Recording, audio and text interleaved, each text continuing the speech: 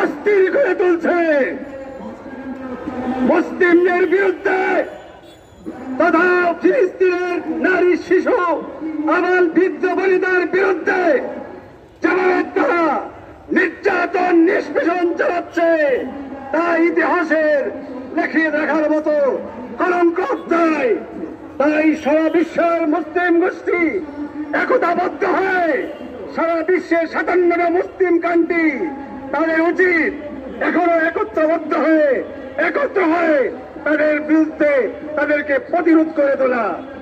সংগ্রামী সাথী ও বন্ধুগণ, আপনারা লক্ষ্য করেছেন ফিলিস্তিনের নারী, শিশু, বৃদ্ধ, আবাল, বনিতা তারা ক্ষুধার জ্বালায় যন্ত্রণায় ছটফট করছে।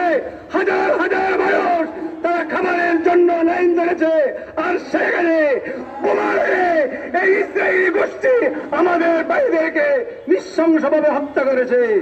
এর চেয়ে বড় জঘন্যতম অধ্যায়, এর চেয়ে বড় জঘন্যতম নজির আর পৃথিবীর কোথাও হতে পারে না। তাই বন্ধুরা আমার, আমরা এই বাংলাদেশ থেকে আওয়াজ তুলতে চাই, এই জায়নবাদী ইসরায়েল গোষ্ঠী তারা যেখানেই যাবে তাদেরকে প্রতিরোধ করতে হবে, তারা যেখানেই যাবে তাদেরকে আমাদের রুখে দাঁড়াতে হবে। আল্লাহ তাআলা আমাদেরকে কবুল করুন। আসসালামু আলাইকুম ওয়া রাহমাতুল্লাহ।